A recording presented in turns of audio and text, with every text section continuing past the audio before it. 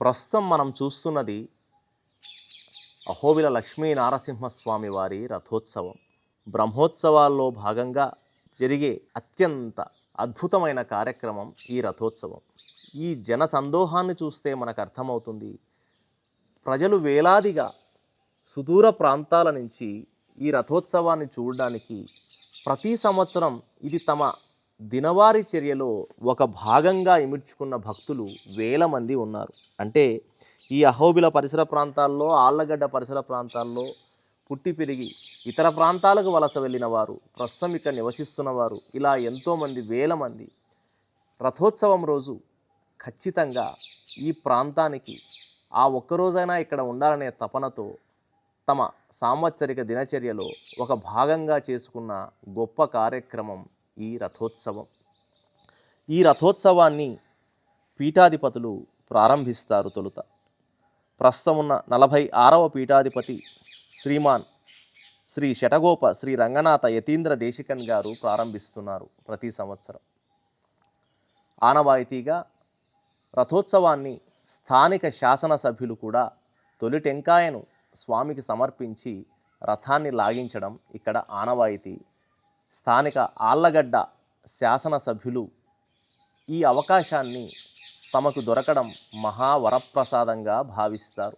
ఒక రకంగా ఇక్కడ ఎమ్మెల్యే కావడం, ఈ రథాన్ని లాగడం అనేది వారికి ఎంతో ఆనందాన్ని కలిగిస్తుంది. ప్రస్తుతం మనము ఎమ్మెల్యే అనగా శాసనసభ్యుల యొక్క కుటుంబ సభ్యులు ఈ రథోత్సవ కార్యక్రమంలో పాల్గొంటున్న దృశ్యం మనకు కనిపిస్తూ ఉన్నది.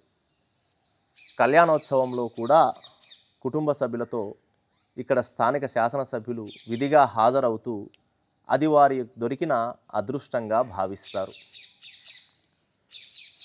రథోత్సవం యొక్క ముఖ్య ఉద్దేశం ఏమిటి అంటే, స్వామి గర్భగుడి నుండి బయటికి వచ్చి ప్రజలందరి ఇంటి వద్దకు నేనే మీ ఇంటికి వస్తున్నాను అనే ఒక సంకేతాన్ని ఇవ్వడం ద్వారా ప్రజలకు మరింత చేరువవుతున్నట్లుగా ప్రజలు ఇక్కడ భావిస్తారు.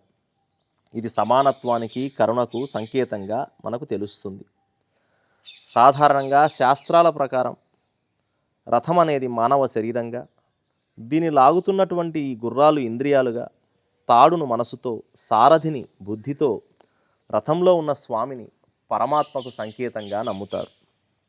మన శరీరాన్ని ధర్మ మార్గంలో నడిపించాలి అనేది ఈ రథోత్సవానికి ఒక సంకేతం.